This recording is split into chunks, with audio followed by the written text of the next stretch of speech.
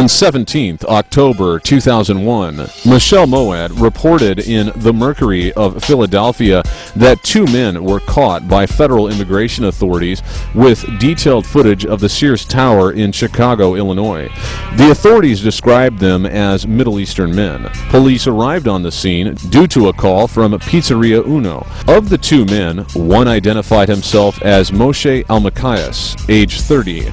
This person fled the scene, according to police. The manager of the restaurant reported to the officers that the vehicle read Moving Systems Incorporated and included a phone number.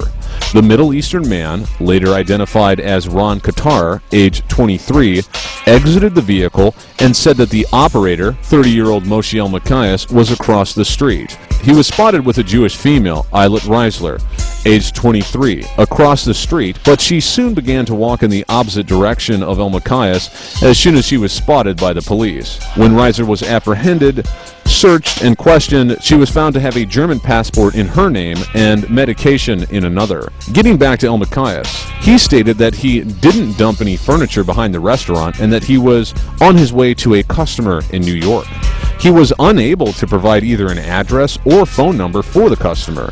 When an arriving officer examined the vehicle, it was found to be in numerous violations. Officer Gerald Swartz of the Whitpain Police Department found a video camera amongst the load. Plymouth police officer David McCann reviewed the tape and found that it had footage of Chicago, but suspiciously had numerous zoom-in shots of the Sears Tower. The three suspects were eventually questioned by the FBI and detained by INS. The Israelis were eventually released.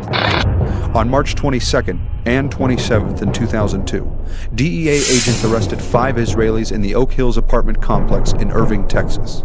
A $10,000 bond for Michael Gall was placed by Ophir Bayer, an employee of the Israeli telecommunications firm Amdocs, a firm with operational access to the telephones being used by FBI agents John O'Neill, Michael Dick, and the DEA agents involved in tracking the Saudi mafia drug shipments being used to support various terror cells in the United States and abroad.